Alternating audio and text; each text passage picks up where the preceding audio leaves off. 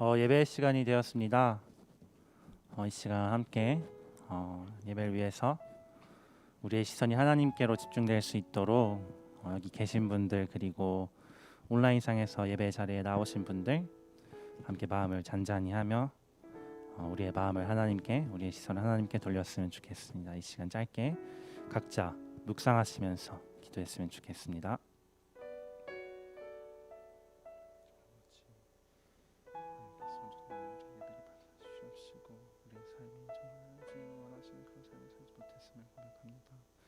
하나님 아버지, 이 시간 회개하고 나아가오니 하나님 주님께서 정말로 원하시는 마음을 우리에게 부어주시옵시고 주님께서 온전히 살아주시옵소서.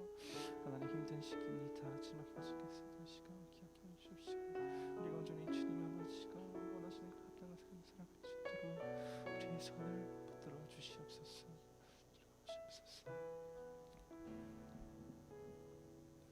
예수님의 이름으로 기도드렸습니다. 아멘. 시간 다 같이 사도신경 고백하심으로 찬양의 자리에 더욱더 나아가도록 하겠습니다. 전능하사 천지를 만드신 하나님 아버지를 내가 믿사오며 그 외아들 우리 주 예수 그리스도를 믿사오니 이는 성령으로 잉태하사 동정녀 마리아에게 나시고 본디오 빌라도에게 고난을 받으사 십자가에 못 박혀 죽으시고 장사한 지 사흘 만에 죽은 자 가운데서 다시 살아나시며 하늘에 오르사 전능하신 하나님 우편에 앉아 계시다가 저리로서 산자와 죽은 자를 심판하러 오시리라. 성령을 믿사오며 거룩한 공예와 성도가 서로 교통하는 것과 죄를 사하여 주시는 것과 몸이 다시 사는 것과 영원히 사는 것을 믿사옵나이다. 아멘. 시간 다 같이 신나게 찬양하도록 하겠습니다.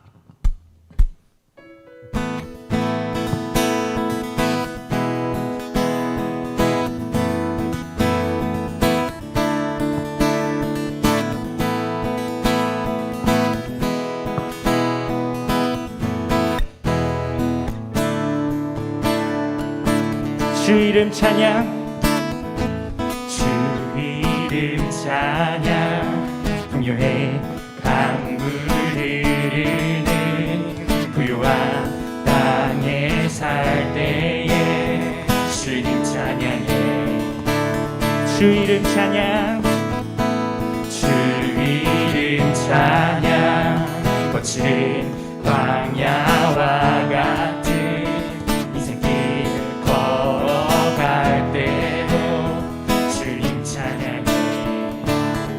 모든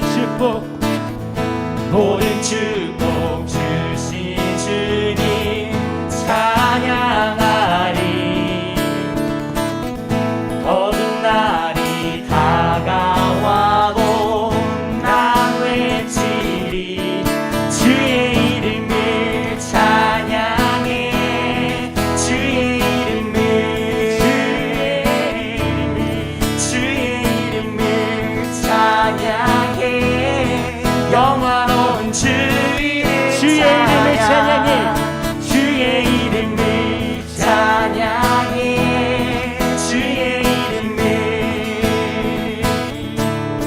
주의 이름을 찬양해. 영화로운 주 이름 찬양.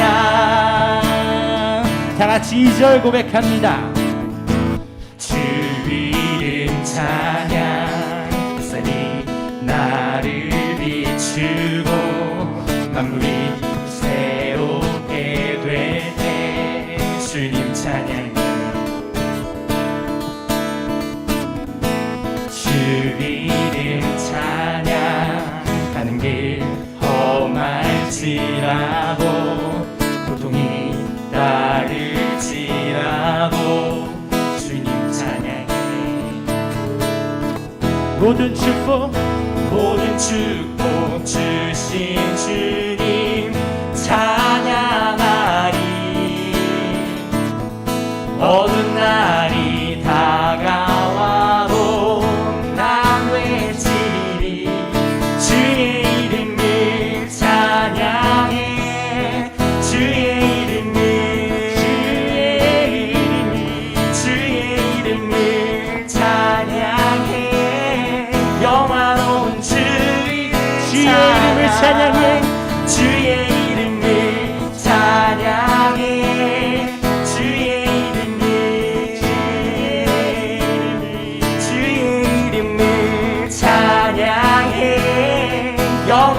영화로운 주 이름 찬양. 주님은 주시며 주님은 주시며 주님은 찾으시네. 내 맘에 하는 말 주 찬양합니다. 주님은 주시며 주님은 찾으시네. 내 맘에 하는 말 주 찬양합니다. 주의 이름을 찬양해. 주의 이름을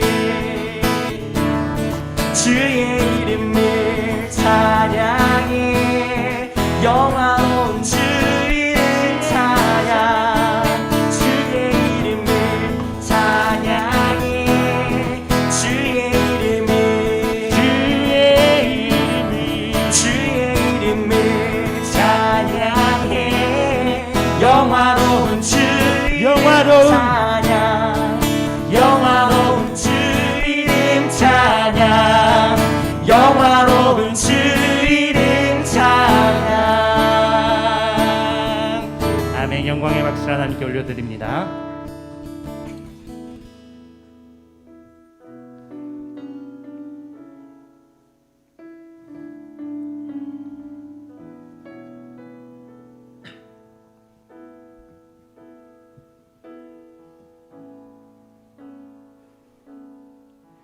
예수 우리들의 밝은 빛,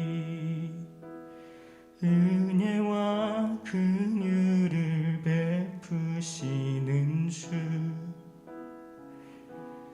그의 길을 따라가는 주의 자녀들에게 항상 밝은 빛을 비추시네. 그는 구원의 주 하나님, 공의로 세상을 다스리시네. 주를 경외하는 자들에게 부어주시는 놀라운 주님의 영광.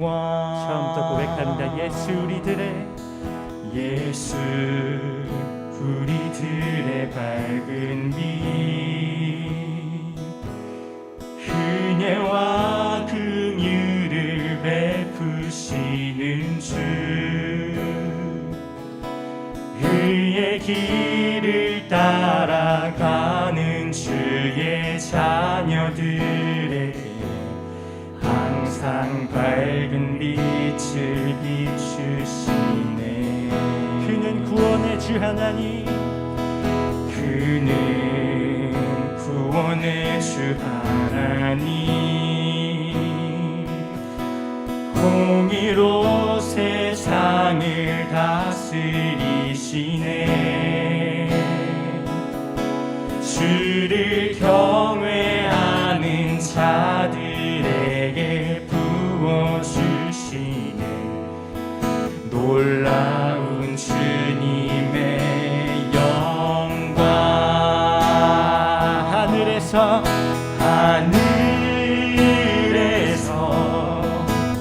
찬란하게 빛나는 주의 영광, 이 땅에 오셨네. 어둠을 밝히고 새 생명 주시네. 영원히 빛나는 나의 예수님,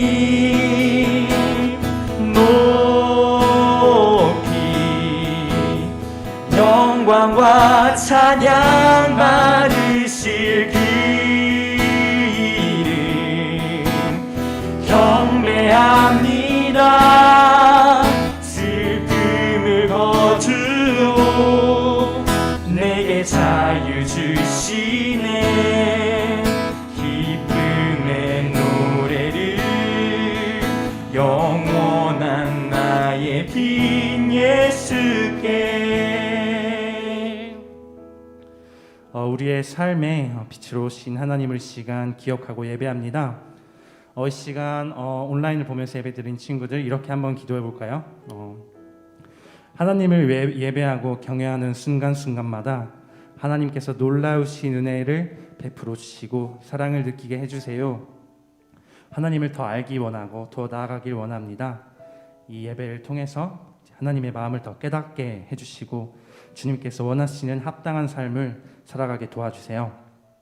다 같이 같은 마음으로 이제 예배를 사모하는 마음으로 기도하도록 하겠습니다. 기도합니다.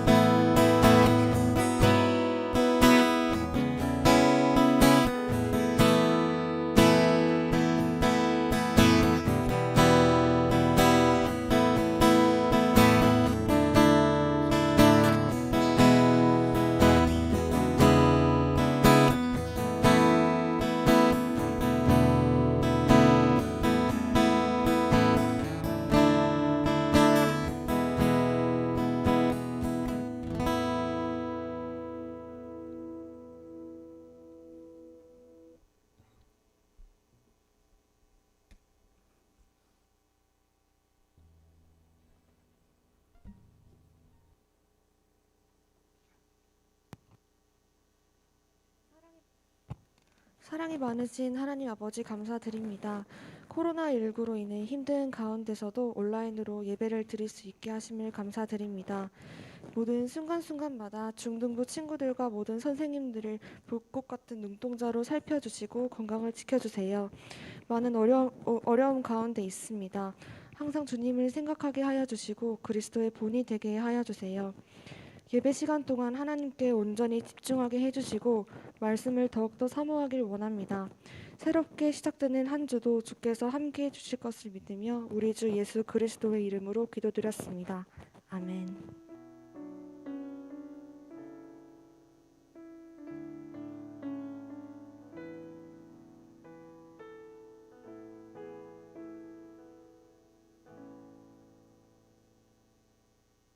우리 함께 하나님 말씀 보도록 하겠습니다.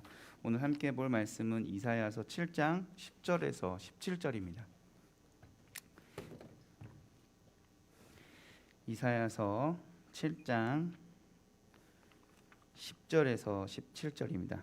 제가 봉독하도록 하겠습니다. 여호와께서 또 아하스에게 말씀하여 이르시되 너는 내 하나님 여호와께 한 징조를 고하되 깊은 데서든지 높은 데서든지 구하라 하시니 아하스가 이르되 나는 구하지 아니하겠나이다. 나는 여호와를 시험하지 아니하겠나이다 한지라. 이사야가 이르되 다윗의 집이야 원하건대 들을지어다. 너희가 사람을 괴롭히고서 그것을 작은 일로 여겨 또 나의 하나님을 괴롭히려 하느냐. 그러므로 주께서 친히 징조를 너희에게 주실 것이라. 보라, 처녀가 잉태하여 아들을 낳을 것이요 그의 이름은 임마누엘이라 하리라. 그가 악을 버리며 선을 택할 줄 알 때가 되면 엉긴 젖과 꿀을 먹을 것이라. 대저 이 아이가 악을 버리며 선을 택할 줄 알기 전에 내가 미워하는 두 왕의 땅이 황폐하게 되리라. 여호와께서 에브라임이 유다를 떠날 때부터 당하여 보지 못한 날을 너와 내 백성과 내 아버지의 집에 임하게 하시리니 곧 아수르 왕이 오는 날이라. 아멘. 할렐루야. 감사합니다. 여러분을 또 이렇게 뵐 수 있어서 너무나도 좋습니다. 그리고 실시간으로 영상으로 보고 있는 모든 친구들이 하나님 주의 안에서 항상 승리하고 강건했으면 좋겠습니다. 오늘 볼 말씀은 이사야서 7장입니다. 이사야서 말씀을 제가 묵상하면서 함께 깨닫은 것을 나누고자 합니다. 여러분 혹시 1년 연초에 우리 함께 수련회 할 때 그때쯤 여러분들이 한 해를 돌아보면서 또는 한 해를 바라보면서 약속했던 것들을 기억하십니까? 혹시 여러분에게 약속했던 것이 무엇이 있습니까? 잘 지키고 있나요? 저는 목이 메었네요. 저는 잘 못 지키는 것 같습니다. 사실 저는 연초에 제가 하고 싶었던 일들이 있었거든요. 그 일들을 잘 못 지켰어요. 그리고 지금 돌아보니까 결과적으로는 그 일들을 제가 제대로 하지 못한 것 같습니다. 제가 가장 하고 싶었던 일은 신앙 안에서 매일매일 하나님 말씀을 묵상하고 그 묵상한 내용들을 계속 정리해 가면서 내가 깨달은 바들을 좀 자세하게 나의 자료로 남겨두고 한번 해보자 했는데, 사실 설교를 준비하고 많은 것들을 또 일을 하면서 많이 소홀했던 것 같습니다. 여러분들은 스스로에게 맺었던 그 약속들을 다 지키고 계십니까? 아마 약속을 지킨다는 것이 굉장히 어렵다는 것을 우리 중등부 친구들뿐만 아니라 여기 함께 보시는 선생님들도 아마 느끼실 겁니다. 그런데 이 약속이라는 개념이 우리가 생각할 때는 자신과의 약속은 쉽게 무너지지만 쉽게 무너지지 않는 약속들이 있습니다. 특히나 우리가 알고 있는 것 중에 가장 잘 지켜지는 약속이라 함은 아마 사람과 사람과의 관계 중에 사랑으로 엮여 있는 부모와의 관계가 아닐까 싶습니다. 또한 그 부모와의 관계를 생각해 보면 어머니와 내가 했던 약속, 사랑으로 너를 돌보겠다, 내가 사랑으로 끝까지 너를 지키겠다, 이런 약속들은 세상에 비춰줘도 그 약속만큼은 가장 고귀하고 진실한 사랑처럼 느껴집니다. 그렇다면 오늘 우리가 함께 볼 이 본문 내용에서 이보다도 더 귀하고 이보다 더 신실하며 완벽한 약속의 약속을 이행하는 모습을 함께 돌아보고자 합니다. 또한 이 약속을 통해서 우리가 하나님께서 우리에게 맺어주신 언약이 어떻게 이루어지고 그 약속이 우리에게까지 왔을 때 우리는 그 약속을 어떻게 받아들이며 그 약속의 이행대로, 약속의 결실대로 우리는 어떻게 살아가야 될까도 고민하면서 이 본문을 보았으면 좋겠습니다. 자, 그럼 본문 보겠습니다. 이사야 선지자가 활동할 시기에 쓰여진 것이 바로 이사야입니다. 이사야는 66권으로 되어 있고 마치 작은 성경책과 같다고 많은 이들은 이야기합니다. 그래서 66장까지 있고 성경도 66권처럼 66장으로 되어 있습니다. 이사야서는 전반부와 후반부로 나눠지게 되는데 39장까지부터 후반부로 이야기를 많이 합니다. 그런데 1장부터 39장까지는 왕에 대한 이야기 그리고 전쟁에 관한 이야기들이 많이 나옵니다. 그래서 열왕기에도 이런 내용들이 많이 담겨져 있습니다. 그러면 이 당시 제가 오늘 볼 이 7장, 그러니까 이사야서의 전반부에 해당하는 역사적 배경과 그때 당시의 이스라엘 배경을 잠깐 간략하게 설명하겠습니다. 이스라엘은 남북으로 이제 갈렸습니다. 그래서 북쪽은 에브라임, 남쪽은 유다. 그래서 북이스라엘과 남유다로 나눠지게 됐습니다. 근데 그 당시에 이 둘이 나눠지고 서로 관계도 안 좋고 전쟁도 있었지만 사실은 한 나라로서 존중을 하면서 서로 대립하는 관계에 있었습니다. 그리고 이들은 큰 나라였던 그 당시 아시리아라고 불리는 그 나라에게 어떻게 보면 지배당하고 종속되어 있었죠. 그래서 북이스라엘과 남유다는 그 북아수르에게 조공을 바치고 있는 상황이었습니다. 그런데 북이스라엘은 우리가 알다시피 이스라엘에서 독립을 하면서 자신들의 나라, 그러니까 자주적인 나라를 원했습니다. 그래서 이 북이스라엘과 우리가 지금 알고 있는 아람, 그러니까 지금으로 말하면 시리아가 서로 협맥을 맺어서 사마리아에 모여서 같이 협약을 맺습니다. 그리고 그 협약의 내용이 뭐냐면 시리아와 그리고 북이스라엘과 주변 국가들은 소수민들은 이제는 아수르에게 조공을 바치지 않겠다. 서로 협약을 맺은 거죠. 근데 그 당시 협약을 맺을 때 오지 않은 친구가 누구냐면 바로 남유다가 오지 않은 거예요. 그 남유다한테 이야기를 한 거죠.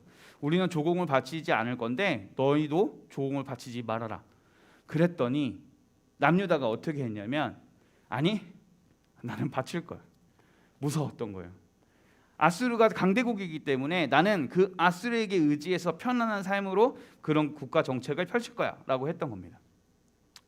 그렇다면 하나에 다 합심하기로 했던 마음이 흔들리고 만 거죠. 그러니까 그 북이스라엘과 그리고 시리아, 아람은 이 남유다를 미워했습니다. 그렇다 하더라도 그들은 분명히 아수르를 공격했어야 합니다. 전쟁이 난다면. 근데 그들은 아수르가 아닌 바로 남유다를 전쟁하기로 한 거죠. 미움에서 시작된 겁니다.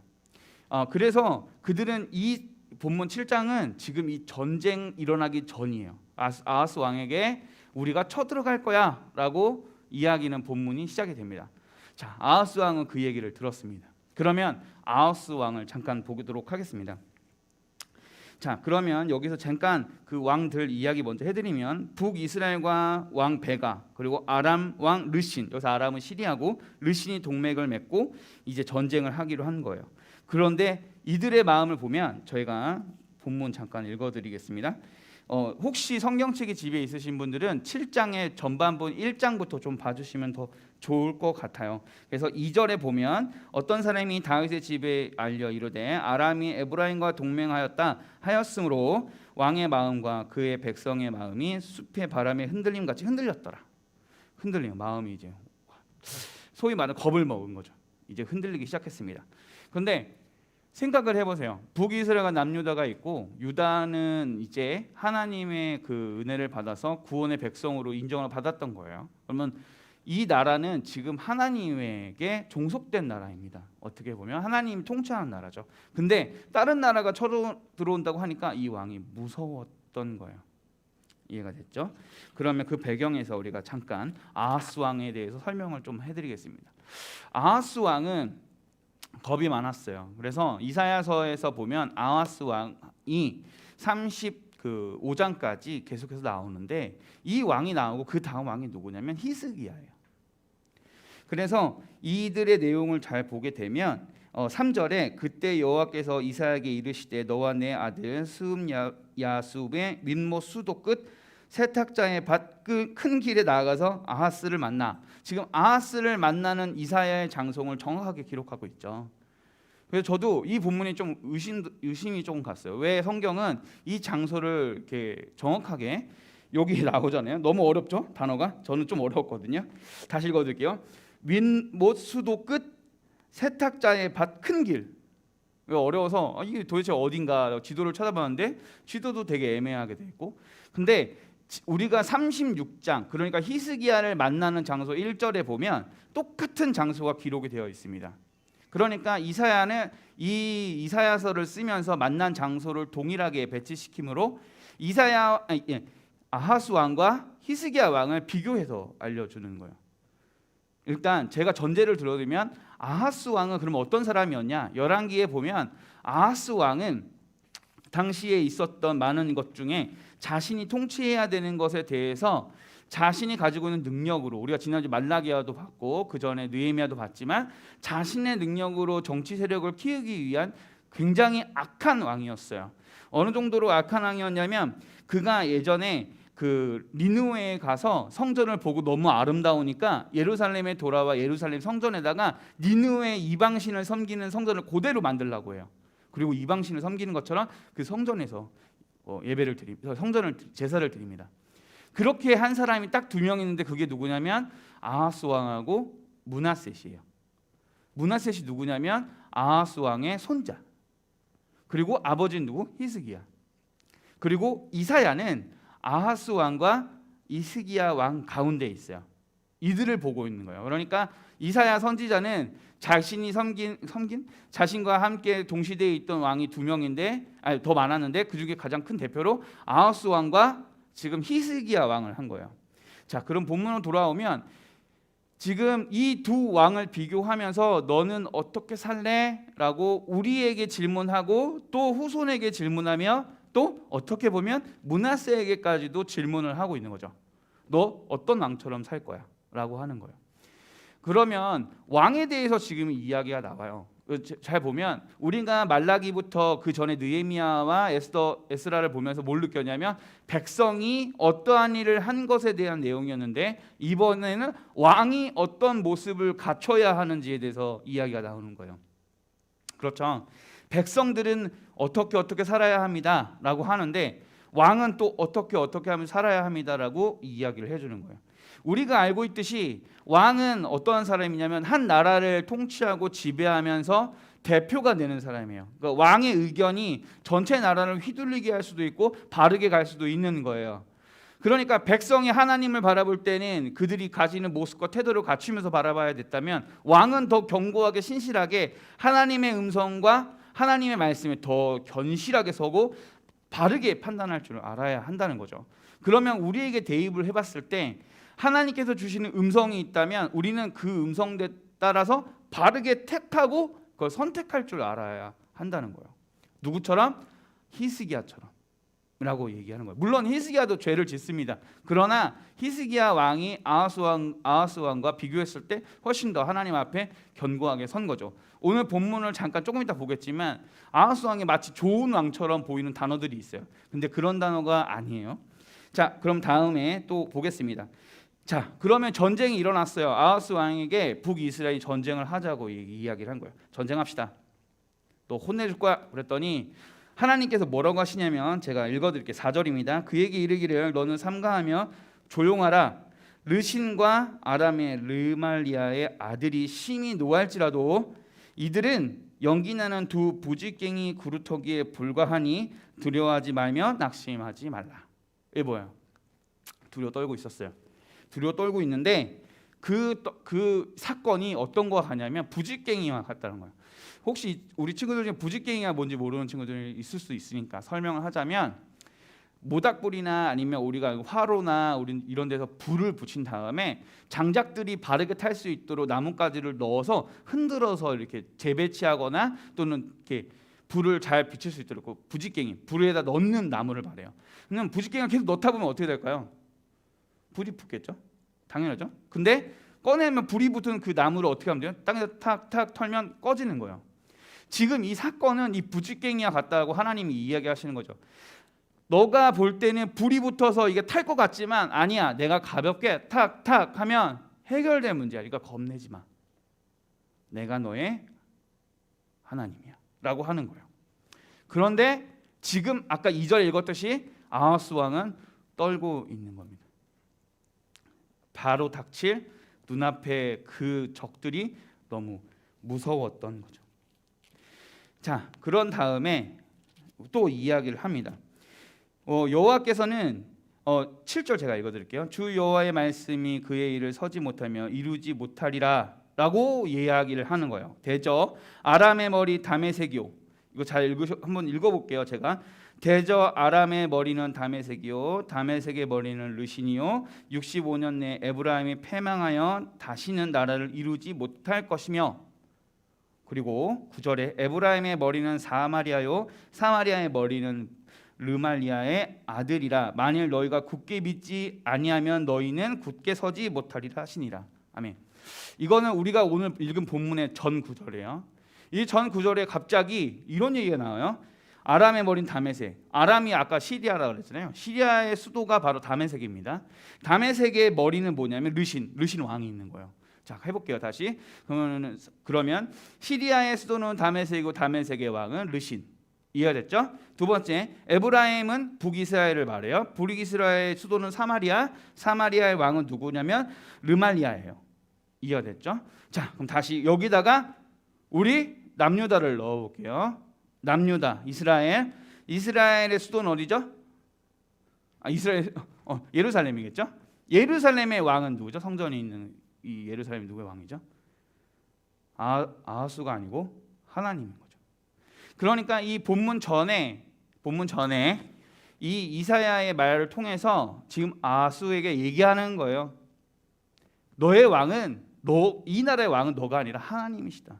그러니 부르르 떨지 말고 부지깽이와 같은 그 부지깽이에 붙은 불같이 떨지 말고 용감하게 믿어라라고 얘기하는 거예요. 즉 누구에게? 아하수에게. 그리고 여러분에게 이야기하는 거죠.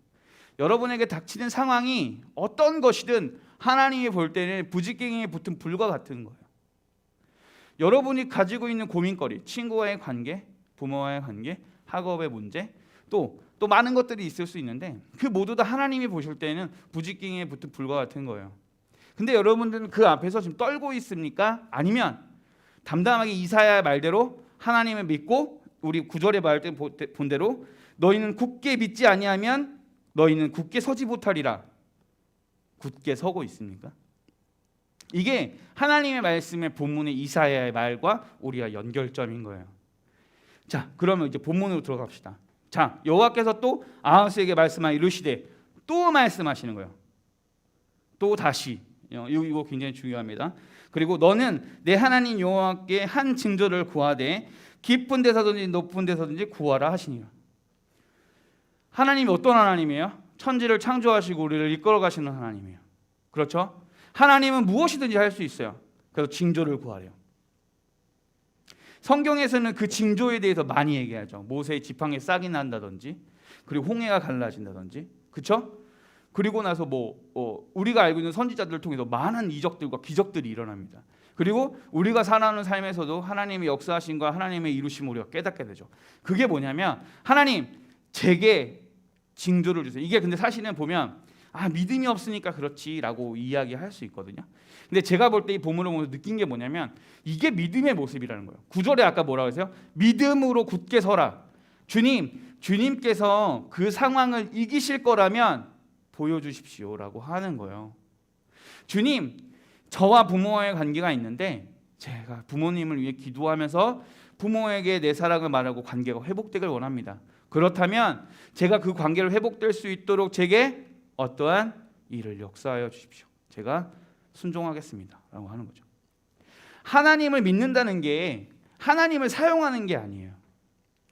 하나님을 믿는다는 건 주님, 제가 원하는 물건이 있으니, 제가 원하는 삶이 있으니 그걸 이루어 주시면 제가 믿겠습니다라는 건 하나님을 사용하는 게 아니에요. 하나님이 이루어 가실 그 역사 속에, 하나님을 이루어 가실 그 일 속에 내가 그 길에 참여하는 거예요.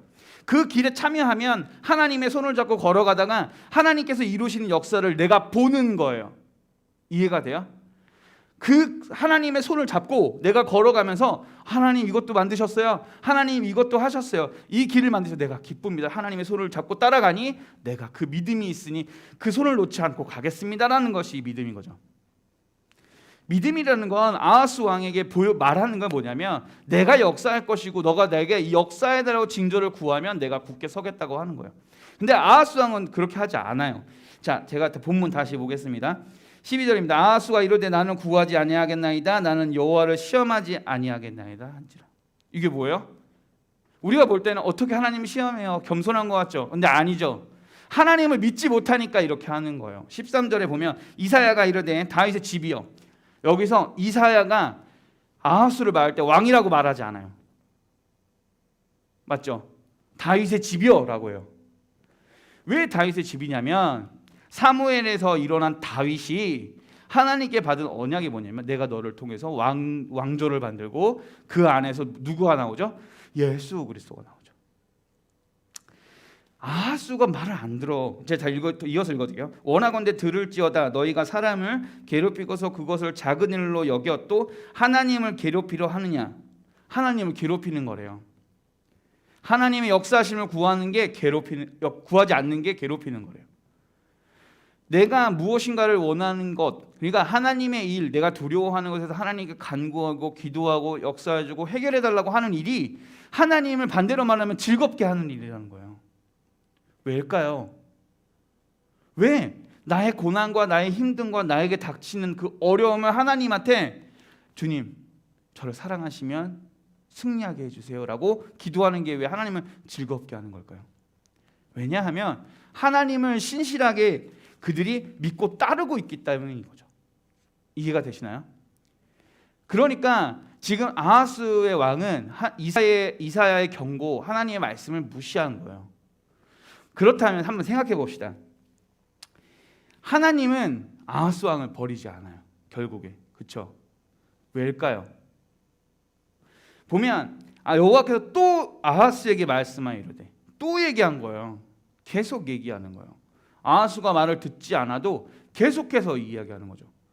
우리에게 계속해서 매일마다 질책과 하나님께서 너 잘못했어라는 회개가 나오게 해주시는 것처럼 아하스 왕에게도 똑같이 동일하게 너 지금 잘못하고 있어. 지금 너 나에게 기도해야 돼. 근데 아하스는 안 한다고요.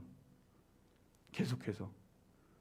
그렇다면 하나님은 왜 이를 사랑하느냐 이거죠. 그건 바로 우리가 읽었던 바로 다윗의 집이요.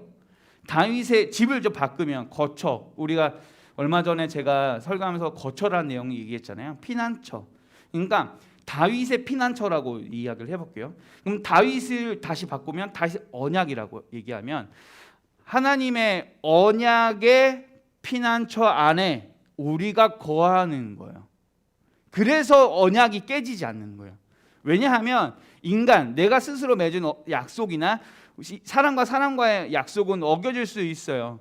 많은 역사나 우리가 주변에서도 그런 약속이 깨지는 게 있어요. 그러나 다윗과 하나님이 맺은 언약은 그 약속은 하나님이 맺으신 거예요. 그러니까 약속의 대상자가 완전 다른 거예요.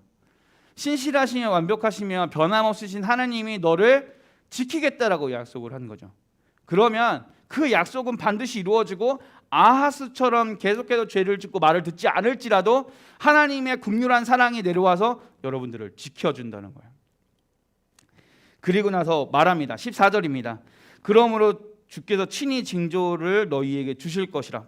어떻게 해요? 징조를 어떻게 해요? 하나님이 보여주신다는 거예요. 너가 말하지 않았잖아. 너가 해달라고 안 했는데 내가 하는, 이게 바로 사랑의 표현인 거죠. 그러니 이 징조를 보고 너 나를 믿어라고 하는 거예요. 그 징조가 뭔지 함께 볼게요. 징조를 너에게 주실 것이다. 보라, 처녀가 잉타하여 아들을 낳을 것이요 그의 이름을 임마누엘이라 하리라. 뭐라고요? 징조가 뭐예요? 임마누엘이라고 하는 거예요. 자, 임마누엘이라는 뜻은 하나님이 우리와 함께 하신다라는 뜻이에요. 그러면 방금 다윗의 언약의 피난처라고 얘기했던 내가 그 뜻이 뭐예요? 하나님이 우리와 너와 함께 하겠다. 이 언약 안에 너가 나를 사랑해서 선택한 게 아니라 내가 너하고 맺은 언약을 내가 스스로 지키며 너를 지키며 내가 너와 함께 하겠다. 하나님이 걸어가실 그 길에 네가 나에게 손을 뻗은 것이 아니라 내가 너의 손을 잡겠다라고 하시는 거죠. 그리고 내가 그 손을 데리고 내가 너를 끝까지 가지고 가겠다라고 하는 거예요. 여러분께서 하나님에 대한 믿음이 없거나 아니면 그 믿음이 흔들리거나 아니면 나에 대한 삶과 하나님이 주시는 언약에 괴리감이 생겨서 내가 이해하지 못하고 내가 그 언약을 의심하며 살아도 하나님께서 여러분을 사랑하시기에 여러분의 손을 언젠간 잡으실 거라는 얘기예요. 이게 바로 사랑의 표현입니다. 어떻게 보면 하나님의 사랑은 짝사랑과 비슷한 것 같아요. 내가 싫다고 하고 내가 의심하기도 해도 하나님은 끝까지 여러분들을 사랑하시는 거죠. 자, 그리고 나서 제가 다음 읽어드리겠습니다. 15절입니다. 그가 악을 버리며 선을 택할 줄을 알 때가 되면 엉긴 젖과 꿀을 먹을 것이라. 선을 택하면 이게 뭐예요? 젖과 꿀이 뭐예요? 생명으로 가는 거죠. 영원한 생명으로 들어가겠다라는 거예요. 하나님의 은혜를 받으면 승리하겠다라고 얘기하는 게 아니고 하나님을 믿고 그 뜻을 따르고 임마누엘을 알면 너희가 영원한 생명에 들어가 있다. 자, 여기서 처녀가 잉태하리니 우리가 많이 아는 단어죠. 이게 뭐죠? 마리아. 그렇죠? 마리아가 예수 그리스도를 잉태하고 낳은 분이 낳은 분이 예수님이죠. 마리아가 낳으신 분이 예수님이 그렇다면 어떻게 우리에게 바로 여기서 말하는 아하스 왕 이 사건 안에서 지표가 되고 징조가 되냐 이거예요. 그렇죠? 예수님이 징조라는 거잖아요. 그 예수님이 무엇이기에 징조가 되냐? 우리가 질문 한번 하고 넘어갈게요. 예수님이 무엇이기에? 예수님은 하나님이죠. 간단히 말하면 여기서 보면 처녀가 잉태하여 아들을 낳을 것이다. 처녀가 잉태를 할 수 있습니까? 못하죠. 처녀가 잉태할 수 있는 방법은 하나님이 잉태시키는 방법밖에 없는 거예요. 자, 그러면 처녀는 사람이에요. 그렇죠? 사람에게서 낳은 아들은 사람입니까? 아닙니까? 사람이죠. 맞죠? 그리고 하나님이 낳게 했다면 그는 하나님이 선택하신 신인 거죠. 이해가 돼요? 그러면 예수님은 하나님이시자 인간인 거예요. 그 이야기가 지표라는 거예요. 왜냐하면 인간과 하나님이 맺은 언약이 있는데 그 언약을 누가 깼죠? 우리가 깼죠. 인간이. 그러니까 인간이 그 언약을 깼기 때문에 다시 그 언약을 맺으려면 그 깨진 언약에 대한 대가가 필요한데 그 대가가 인간이 지불할 수가 없는 거예요. 인간은 무엇으로도 지불할 수 없기 때문에 다시 하나님이 손을 내미셔서 자기의 아들을 대가로 주신 거예요. 그게 무엇이냐면 십자가의 사랑인 거죠. 십자가의 죽으심이 우리의 죄를 사하심이라는 그 의미가 뭐냐면 우리가 해결할 수 없는 그 죄를 예수 그리스도의 피로 대가를 치렀다는 이야기입니다. 그러면 그게 어떻게 징표가 되느냐? 아하스 왕에게 대입하면 너가 이 세상에 어떠한 고난이 있던 어떠한 일이 있던 너는 내가 임마누엘 함께할 것이며 승리뿐만 아니라 어떻게 젖과 꿀이 흐르는 하나님의 나라로 초대할 것이고 영원한 삶을 주겠다라고 얘기하는 거예요. 여러분들도 똑같아요. 여러분들에 대입해 보면 여러분들이 그 약속을 이행하고 다시 회복시키는 게 아니라 하나님께서 벌써 아들을 보내셔서 회복시키신 거예요. 이게 바로 메시아, 바로 구원자 예수 그리스도입니다. 그러니까 우리는 구원하신 예수님이 아까 사람이었다고 했잖아요. 인간 사람이 살아왔기 때문에 그 모습을 바라보면서 우리는 예수님이 살아간 그 방향을 바라보면서 같이 가는 거예요. 그 표대를 바라보고 한 방향 하나 예수 그리스도의 뒷모습을 바라보면서 그 모습대로 살아가기 위해서 가는 겁니다. 제가 오늘 아침에 이 본문을 묵상하다가 한 설교를 들었는데 너무 좋은 이야기가 있어서 특히나 우리 친구들한테 이야기해주고 싶은 게 있었어요. 우리 중등부에서 올 때 제가 말씀을 굉장히 많이 했고 말씀이 도대체 무엇이기에 예수 그리스도를 지표하는 이 성경의 말씀이 우리에게 무엇을 의미하는가에 대해서 고민하게 됐어요. 그런데 이 성경의 말씀을 잘 생각해 보면 성경의 말씀들을 쭉 읽다 보고 우리 함께 나누다 보면 성경은 믿음 있는 자에게 주어진 하나님의 은혜예요. 그렇지 않아요? 물론 믿음이 없는 자들에게도 하나님이 주시는 복음의 메시지지만 우리가 좀 생각해 보면 성경은 사실 깊이 이렇게 들여다보고 하려면 하나님이 믿음을 가진 우리에게 주시는 은혜인 거예요. 그 은혜가 뭐냐면 그 안에 예수님에 대한 그 지표와 표상과 그리고 그 의미를 다시 깨달아가면서 회복하는 관계를 가지게 되는 거죠. 그분이 그렇게 얘기하셨어요. 방금 이것처럼 성경의 말씀은 믿음을 가진 자들의 은혜다. 여러분들은 하나님의 말씀이 은혜이십니까? 여러분들에게 하나님의 말씀이 정말 은혜이십니까? 아니면 아하스 왕처럼 그 징표가 필요 없어요 라고 하는 것 같아요. 그 징표의 그 내용들이 성경에 나와 있죠. 그렇죠? 근데 우리는 지금 아하스 왕처럼 징표를 구해라, 하나님의 말씀 그 드러남을 너희가 구해라 라고 하나님은 계속 이야기하시는데 우리는 아니요, 괜찮아요, 필요 없어요 하는 것 같았어요. 저희는 징표를 구해야 돼요. 하나님 말씀을 보면서 이 말씀으로 깨달을 하나님의 능력의 징표를 말씀을 통해서 구해야 돼요. 말씀을 읽으면 읽을수록 그리스도의 사랑을 깨닫고 그의 모습을 들여다보며 내가 그를 닮기 위해서 변해가는 것, 이게 징표입니다. 매일 아침마다 우리는 그 징표를 구해야 해요.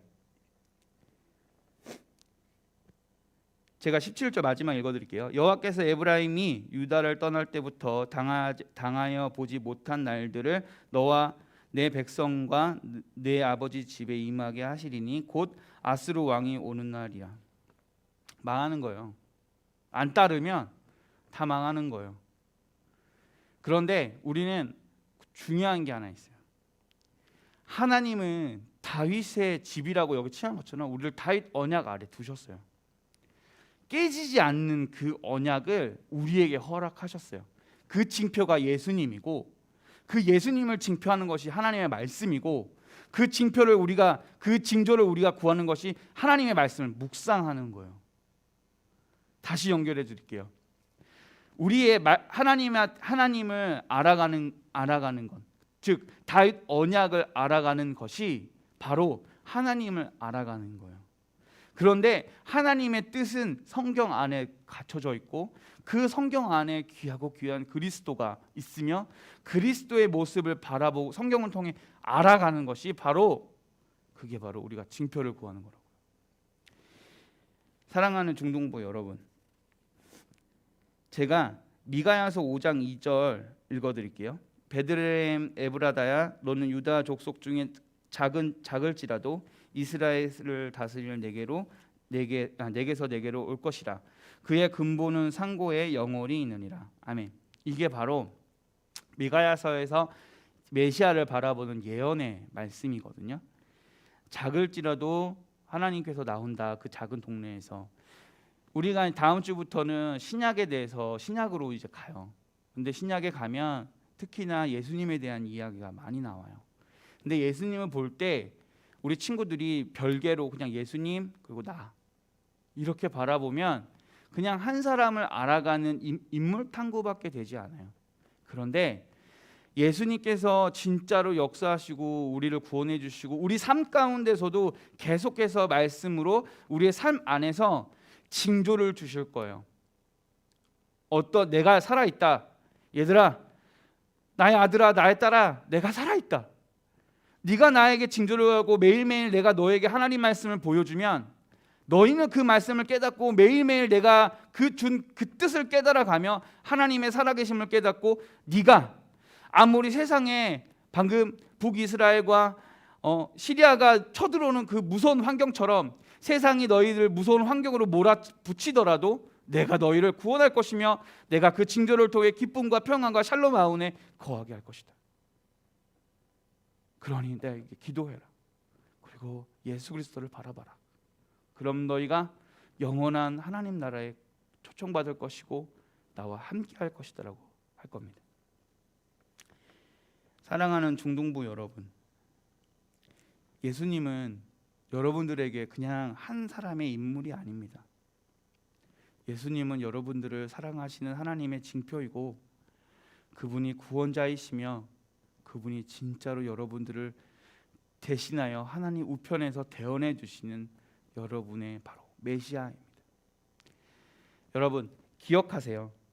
한 가지만 꼭 기억하세요. 예수님이 나를 정말 사랑하신다. 사랑하는 중동부 여러분, 언젠가 우리는 다시 예수님을 만날 겁니다. 그리고 물어볼 겁니다. 사랑하는 나의 자녀들아,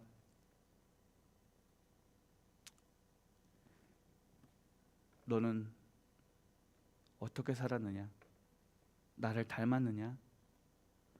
너가 나를 닮기 위해서 정말 노력했느냐? 이렇게 물어볼 거예요. 그러면 여러분 뭐라고 답하시겠어요? 저는 한 분도 빠짐없이 여러분들이 주님, 제가 주님을 닮기 위해 평생을 노력하며 기쁨으로 살았습니다 라고 고백했으면 좋겠습니다. 우리 함께 찬양 하나 같이 하겠습니다. 우리 현동 선생님과 마지막으로 찬양했던 곡인데 너무 찬양이 좋더라고요. 예수 우리들의 밝은 빛. 이 찬양 내용을 저는 사실은 현동 선생님 예전에 한 3개월 전에 이 찬양을 처음 불렀나요? 그렇죠? 아닌가? 꽤 된 것 같은데 이 찬양 가사를 예전에 본 적이 있어요. 근데 오늘 그 찬양 들으면서 이 이야기하는 게 뭐냐면 우리는 어둠 속에 있는데 어둠 속에서 살면 빛이 뭔지 몰라요. 근데 조그만 한 줄기 빛이 그 어둠 가운데 떨어지면 그 빛이 이제 무엇인지 알게 되고 그 빛을 따라가게 되는 거죠. 어둠 가운데 우리는 계속 있었습니다. 그리고 어둠 가운데서 우리는 길을 찾지 못하고 길이 무엇인지도 몰랐습니다. 근데 한 줄기 빛, 예수님이 우리 가운데 지금 떨어졌습니다. 그리고 빛을 비치십니다. 이제 그 길로 천천히 그 빛을 향해서 걸어가시면 좋을 것 같아요. 우리 함께 이 찬양하면서 예수님을 묵상하는 시간 되었으면 좋겠습니다.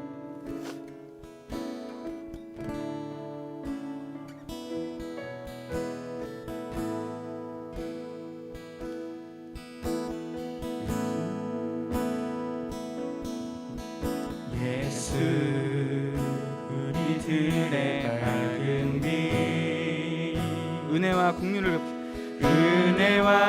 긍휼을 베푸시는 주 그의 길을 따라가는 주의 자녀들에게 항상 밝은 빛을 비추시네. 그는 구원의 주 하나님, 그는 구원의 주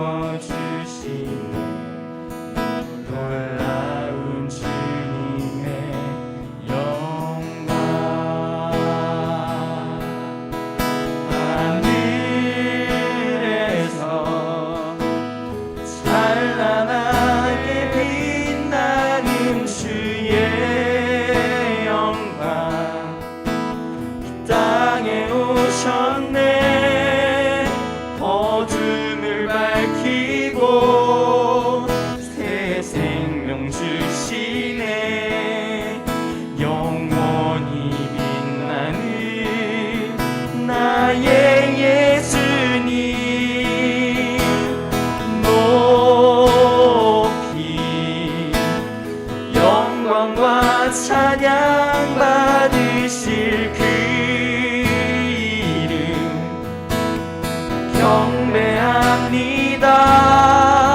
슬픔을 거두고 내게 자유 주시네. 기쁨의 노래를 영원한 나의 빈 예수께. 기도하겠습니다. 사랑의 하나님 감사합니다. 주님, 주님의 말씀을 듣고 우리가 주님께 구하는 삶 되게 하여 주시옵소서. 또한 우리의 삶 가운데 하나님의 역사하심과 그 긍휼하심을 기대하며 항상 기도와 말씀으로 나아갈 수 있게 하여 주시고, 매일마다 우리에게 말씀을 허락하여 주셔서 깨닫는 그 마음으로 하나님의 살아계심을 깨달음으로 기쁨과 평안 가운데 살아갈 수 있게 하여 주시옵소서. 또한 힘들고 어려운 상황 가운데 있는 친구들이 있습니다. 그 친구들 기억하여 주셔서 주님 작은 골방에서 만나 주시고 그에게 주님의 사랑의 온기를 허락하여 주셔서 주님 눈물 흘리지 않고 주님의 은혜 가운데 기쁨으로 살아가며 행복을 누리는 우리 친구들 되게 하여 주시옵소서. 한 주간 동안 주실 은혜를 기대하오며 살아계시고 영원하신 예수님의 이름으로 기도드렸습니다. 아멘. 우리 주기도문으로 예배를 마치겠습니다. 하늘에 계신 우리 아버지여, 이름이 거룩히 여김을 받으시오며 나라의 임하옵시며 뜻이 하늘에서 이루어진 것 같이 땅에서도 이루어지이다. 오늘날 우리에게 일용할 양식을 주옵시고 우리가 우리에게 죄 지은 자를 사하여 준 것 같이 우리의 죄를 사하여 주옵시고 우리를 시험에 들게 하지 마옵시고 다만 악에서 구하옵소서. 대개 나라와 권세와 영광이 아버지께 영원히 있사옵나이다. 아멘. 잠깐 우리 광고 잠깐 광고 하겠습니다. 바로 끝나고 공과를 바로 하니까요. 선생님들은 공과를 아이들에게 보내셔도 되고 개인적으로 GBS 공과를 하셔도 됩니다. 그리고 혹시나 이 영상을 다시 보고 싶으신 분들은 저희가 링크를 공유해 드리는데 아마 일부 공개를 올려서 실시간 공과는 따로 하셔야 될 것 같아요. 그러니까 그 링크도 아이들에게 꼭 선생님들 보내주셨으면 좋겠습니다. 감사합니다.